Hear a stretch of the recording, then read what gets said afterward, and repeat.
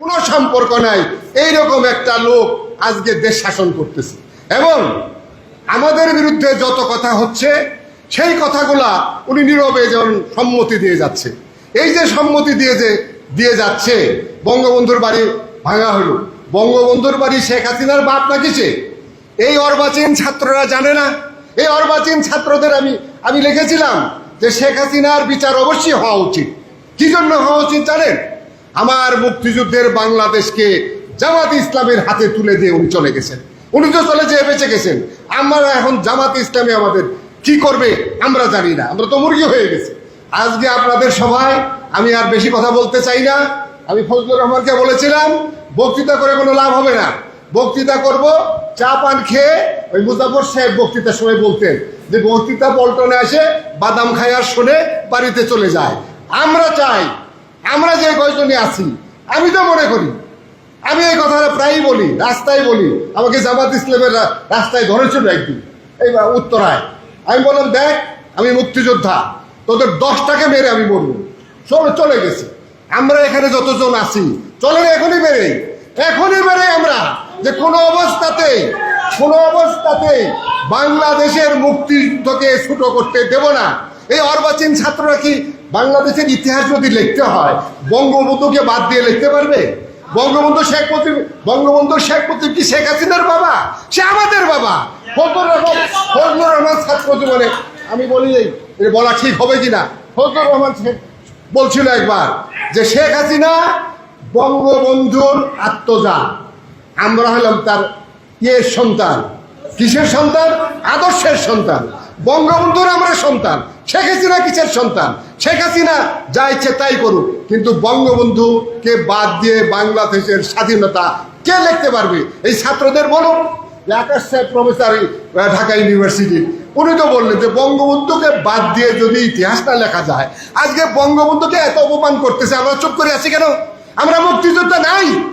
যখন শেখ হাসিনা আমাদের এই যে মুক্তিযুদ্ধের ফসল কি, আমরা যে মুক্তিযুদ্ধ করলাম আপনারা এটা বুঝেন? মুক্তিযুদ্ধের ফসল হলো আমাদের সংবিধান, 4 মূলনীতি। এই ডক্টর কামাল হোসেন এখানে বসে আছেন। 4 মূলনীতি হলো আমাদের মুক্তিযুদ্ধের ফসল। সে মুক্তিযুদ্ধের ফসলই নাই, আমি থেকে কি লাভটা হবে? আমি মুক্তিযোদ্ধা, আজকে বঙ্গবন্ধুকে এত অপমান করতেছে। 24 সাল নাকি দ্বিতীয় মুক্তিযুদ্ধ। এই শহরে বাচ্চারা যে এই কথাটা বলে, তখন আমাদের আত্মহত্যা করা উচিত। দ্বিতীয় মুক্তিযুদ্ধ কোথায়? আমাদের আত্মহত্যা করা উচিত। আমি ফজলুকে বলছিলাম যে আমি যাব না, কারণ আমার বক্তৃতা করলে আমার হুঁশ থাকে না। এখন যে বেঁচে আছি, এই বেঁচে থাকাটাই উচিত না। হয় আত্মহত্যা করা উচিত, নয় মাঠে নামা উচিত। বঙ্গবন্ধু সম্পর্কে, বাংলাদেশের স্বাধীনতা সম্পর্কে, মুক্তিযুদ্ধ সম্পর্কে যদি আর একটা দ্বিতীয় কথা ওঠে, আমি বেরোবো। আপনারা শুনবেন প্রফেসর ডাক্তার মাহমুদ বীর প্রতীক শহীদ হয়েছে, গাজী ছিলাম শহীদ হয়েছে, আমি বেরিয়ে পড়বো, আপনারা না বেরোতে পারেন। ধন্যবাদ। জয় বাংলা, জয় বঙ্গবন্ধু, জয় হোক মুক্তিযুদ্ধ। যারা এই আয়োজন করেছেন, আমি তাদের শুধু একটি কথাই বলবো, আসেন আমরা সবাই এখনো সমাজ থেকে আমরা বিচ্ছুত না। সমাজ আমাদের এখনো গ্রহণ করে। আজকে যে সমস্ত শক্তি 71 সালের কথা ইনিয়ে বিনিয়ে বলেন, যদি ভুল হয়ে থাকে, যদি এই হয়ে থাকে, আমি পরিষ্কার বলতে চাই সেই শক্তি সবসময় ক্ষমতায় থেকে ক্রিম খাওয়ার চেষ্টা করছে, কিন্তু 71-ও পারে নাই, 75-এর পরও পারে নাই, 24-এর পরও সেই শক্তি পারবে না ইনশাআল্লাহ। ফলে আমি আজকে মন্টু ভাইয়ের শেষে তার যে পদক্ষেপ ছিল, তার যে চিন্তা ছিল, সেই চিন্তাকে ধারণ করে আসুন।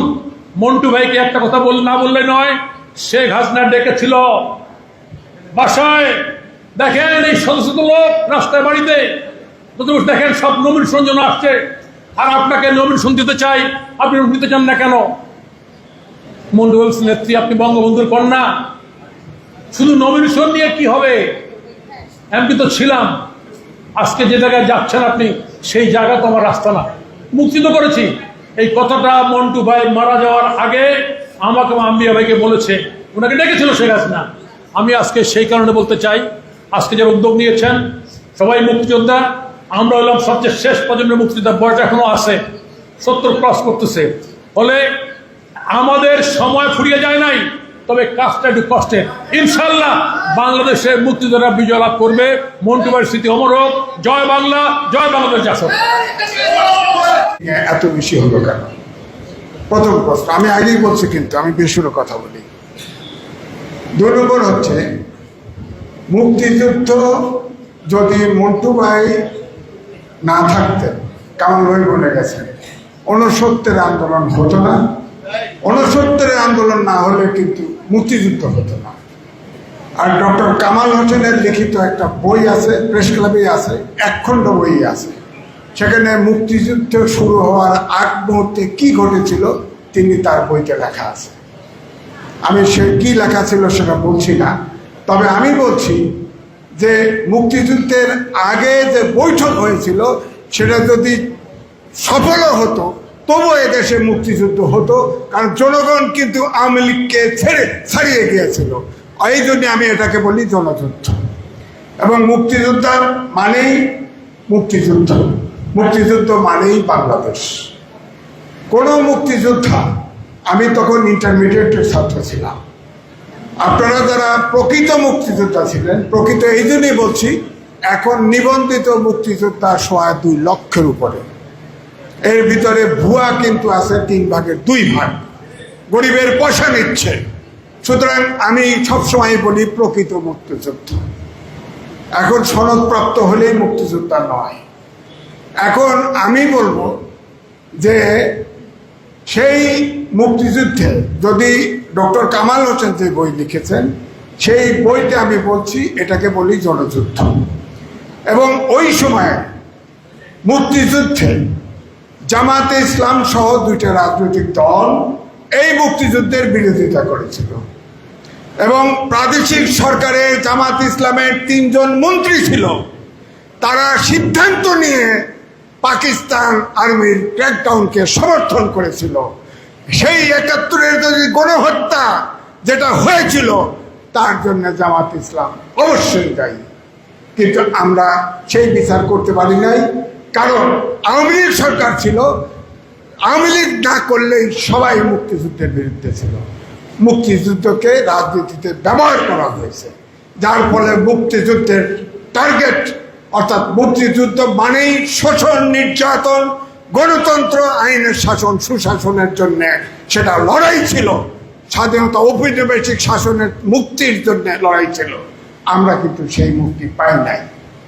এখন আপনি বলেন যে সেই 71 থেকে শুরু করে যতগুলো আন্দোলন হয়েছে, সব আন্দোলনে আপনার ছাত্ররা অগ্রভাগে ছিল। 24 সালেও ছিল, 5ই আগস্টের পরিবর্তনের আগেও ছাত্ররাই আগে ছিল।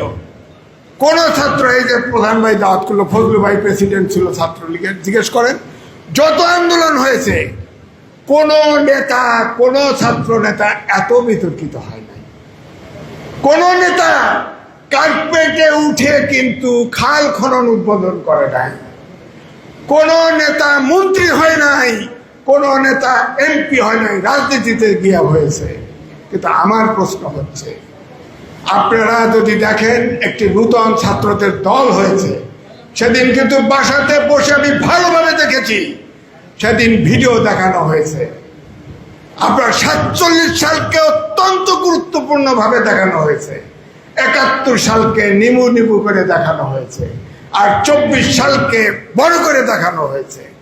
অর্থাৎ 24 সালে কখনো বলেছে নতুন বাংলাদেশ, কখনো বলেছে দ্বিতীয় রিপাবলিক। অর্থাৎ বাটন টিপে 24-এর আগের সবকিছুকে মুছে দিতে চেয়েছে। এখন বলছে জুলাই সনদ, জুলাই সনদ হবে। জুলাই সনদ তাহলে বাংলাদেশ 71 থেকে আর কি গেল? পৃথিবীতে একটি জাতি রক্ত দিয়েছে ভাষা আন্দোলনের জন্য, সেই 52 সাল, আর কেউ দেয় না। বাংলাদেশের এই ভূখণ্ডে তখন পূর্ব পাকিস্তানের লোক জীবন দিয়েছে ভাষার জন্য, আপনি সেটা মুছে দিলেন। 71 সালে যারা প্রকৃত মুক্তিযোদ্ধা ছিলেন, আপনারাই বলুন, 1 সেকেন্ডের জন্য আপনারা কেউ কল্পনা করেছেন কিনা আমি বেঁচে থাকবো? কোনো দিন কোনো ধারণা করেন নাই। আপনি বলেন সারা বাংলাদেশে যেভাবে নির্যাতন, নিপীড়ন, হত্যা করা হয়েছে, এর বলেন 24 সালে অবশ্যই ছাত্ররা জীবন দিয়েছে, কিন্তু গুণে কিন্তু ওর ধারের কাছে নাই, ধারের কাছে নাই। অথচ আপনি 71 মুছে দিতে চান, এটা হয় না আপনার। এই জন্য আমি বলছি যে এই দেশে পরিষ্কার বক্তব্য, 71কে বাদ দিয়ে যদি কেউ কিছু করতে চায়, এখনো মুক্তিযোদ্ধা, কমপক্ষে 1 লক্ষ মুক্তিযোদ্ধা বেঁচে আছে, তারা অবশ্যই রুখবে। এই দেশে যদি 24 সালের অগাস্ট মাসের গণহত্যার বিচার হয়, সেই দিনের যে জামাত ইসলাম পাকিস্তানকে সাহায্য করেছিল তাদেরও গণহত্যার বিচার হবে। আপনি জামাত ইসলামের নেতাদের জিজ্ঞেস করেন, ভাই একটু পাকিস্তানের ইতিহাস বলেন না, বলে দিবে ঝরঝরা।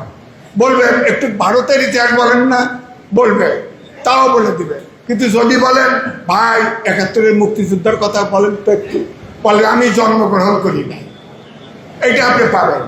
সুতরাং যদি গণহত্যার বিচার হয়, 2 গণহত্যার বিচারই হতে হবে, এটা পরিষ্কার বক্তব্য।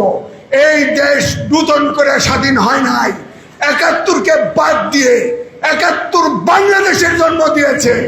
যারা বলে 71-74 ছেড়ে দেশ নূতন বাংলাদেশ, এই অন্তর্বর্তীকালীন সরকার ক্যাবিনেটের সিদ্ধান্ত নিয়েছিল 8 তারিখ নূতন বাংলাদেশ। আপনি বলেন তো 8 তারিখ এরা কেউ ছিল মুক্তিযুদ্ধের ভিতরে আছে?